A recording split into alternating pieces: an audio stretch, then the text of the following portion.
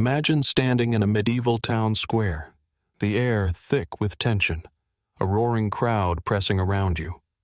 A hooded executioner sharpens his axe, and you're about to witness something so brutal it'd haunt your nightmares. Medieval executions weren't just punishments. They were public spectacles designed to terrify, entertain, and control.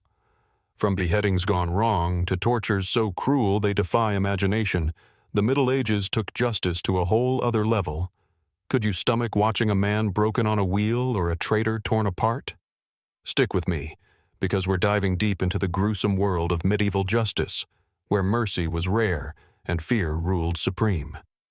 What's the most intense historical event you've ever read about?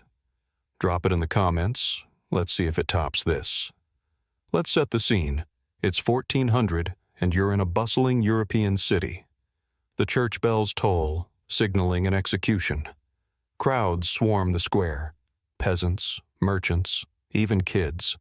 Everyone's here for the show. Why? Executions were the medieval equivalent of a blockbuster movie.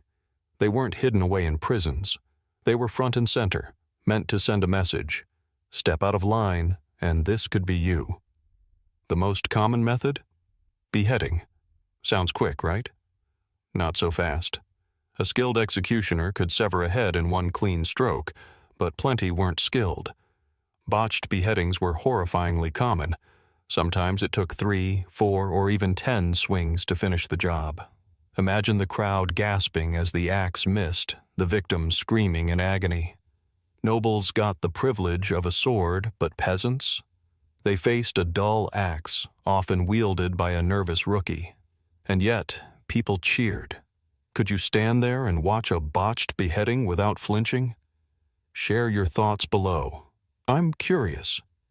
But beheading was just the tip of the iceberg. For serious crimes like treason or heresy, things got way darker. Take hanging, drawing, and quartering, reserved for traitors and considered the ultimate punishment. The process was deliberately slow and agonizing.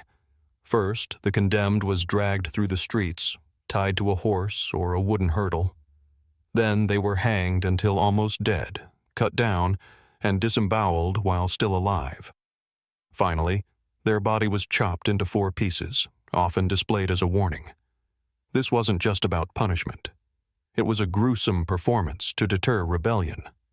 In England, crowds would gather at places like Tyburn to watch, some even bringing picnic baskets. The executioner might hold up the victim's heart, shouting, "Behold the traitor!" to wild applause. It's hard to imagine, but this was normal back then. What do you think drove people to watch such horror? Curiosity, fear, or something else? Let me know in the comments. Now, let's talk about a punishment so brutal it makes hanging look merciful: breaking on the wheel. Popular in France and Germany, this was reserved for murderers or highwaymen. The victim was tied to a large wooden wheel, and the executioner would smash their limbs with an iron bar, breaking every bone without killing them. Yet, the crowd would watch as the victim writhed, sometimes for hours, before a final blow to the chest or neck ended it. Afterward, the body was often left on the wheel, displayed on a pole for all to see. This wasn't just about justice. It was psychological warfare, showing the crowd what awaited those who broke the law. The wheel was so feared that some begged for a quicker death. Could you imagine the sound of bones crunching in a silent square? What's the most unsettling historical punishment you've heard of? Drop it below. Let's shift to the role of religion, because the church had a massive say in medieval justice. Heresy, rejecting church teachings, was a fast track to a fiery end. Burning at the stake was the go-to for heretics, especially during the later Middle Ages when witch hunts started heating up. The condemned were tied to a wooden post surrounded by straw and logs and set alight in front of a jeering crowd. The church saw this as cleansing the soul, but let's be real, it was about control. Joan of Arc, one of history's most famous victims, was burned in 1431 accused of heresy and witchcraft. Her execution drew thousands, some weeping, others cheering. The process could be agonizingly slow if the wood was damp, prolonging the suffering. Yet, these events were framed as moral lessons. Would you have stood with the crowd or turned away? Share your take in the comments.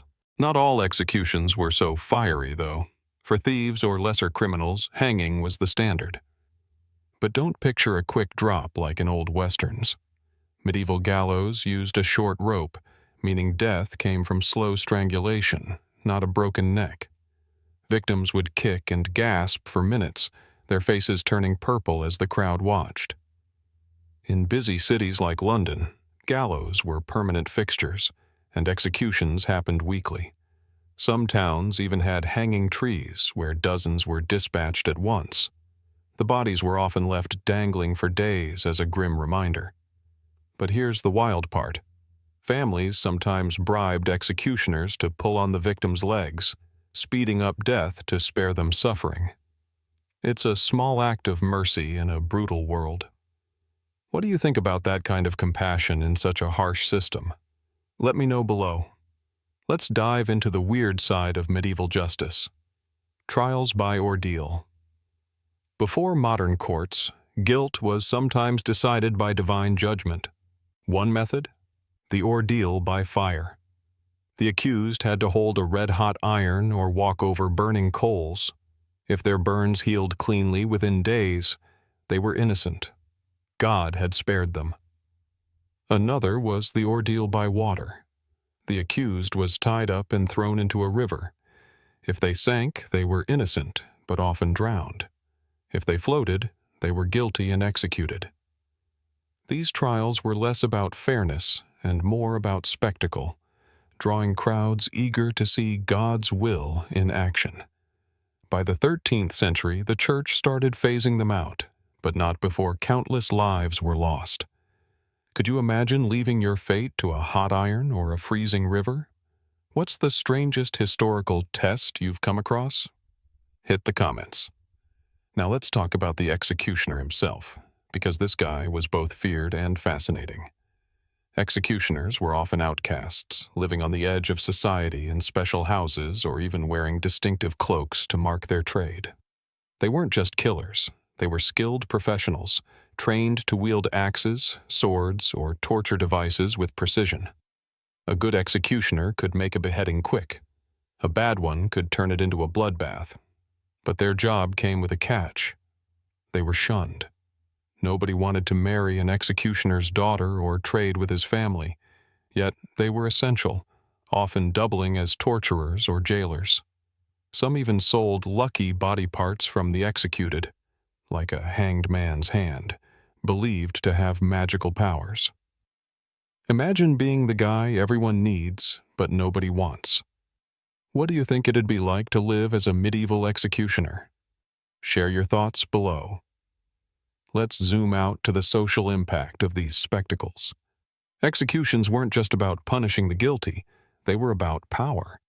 Kings and lords used them to flex authority, showing the masses who was boss. A public execution was a reminder: obey, or end up like this guy. But it wasn't all top-down control. Crowds had a voice too. If an execution seemed unjust, like a popular figure being sentenced, they might riot, throwing stones or storming the gallows. In 1381, during England's Peasants' Revolt, rebels targeted executioners and judges, seeing them as tools of oppression.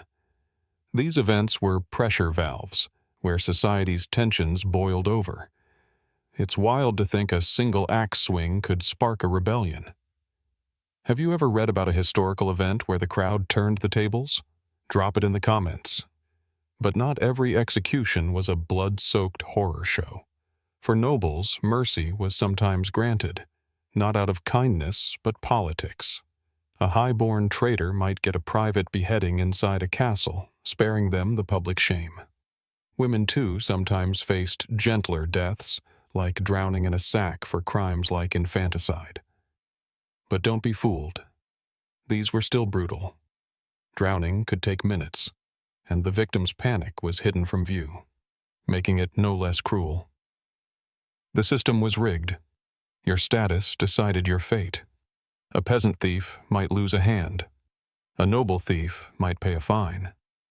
It's a stark reminder of how unequal medieval society was.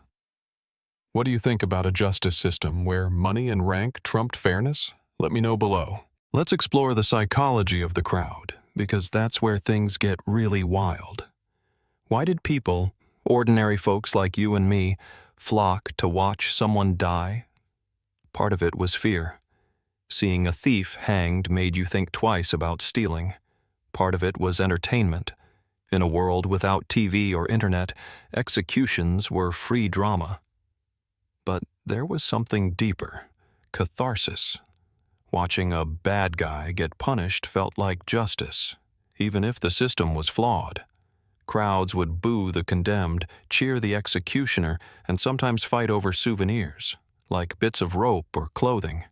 Kids were even brought along, taught to see this as normal. It's chilling to think entire families treated death like a day at the fair. What do you think you'd feel standing in that crowd? Horror, excitement, or something else? Share it in the comments. Now let's talk about the aftermath. Executions didn't end with death. Bodies were often displayed, heads on pikes, quarters on city gates, to keep the fear alive. In London, traitors' heads lined the spikes of London Bridge, a gruesome welcome for visitors. This wasn't just decoration, it was propaganda, reminding everyone of the king's power. Families of the executed suffered too, often shamed or stripped of land. Some risked their lives to steal bodies for proper burial, defying the law for love or faith. It's a haunting image, a widow sneaking through the night to reclaim her husband's head. Could you imagine that kind of courage in the face of such terror? What's a historical story of defiance that stuck with you? Drop it below. Let's wrap this up with why this matters today. Medieval executions weren't just about punishing crime. They shaped society. They reinforced class divides, fueled religious zeal, and gave rulers a stage to flex their might.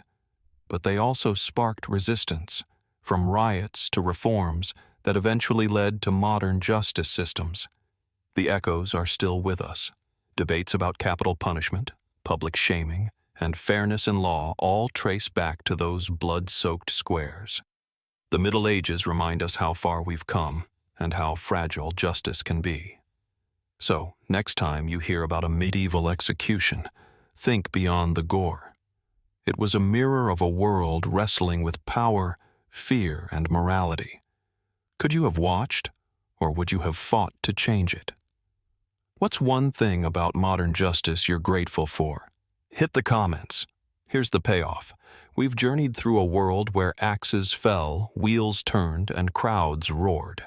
From botched beheadings to burning stakes, medieval executions were terrifying spectacles that defined an era. They weren't just about death.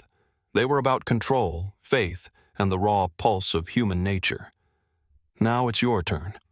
Try picturing yourself in that crowd, the executioner raising his axe. Could you watch, or would you run? Share your answer in the comments.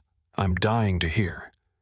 If this blew your mind, smash that like button, share this with your history-loving friends, and subscribe for more dives into the darkest corners of the past.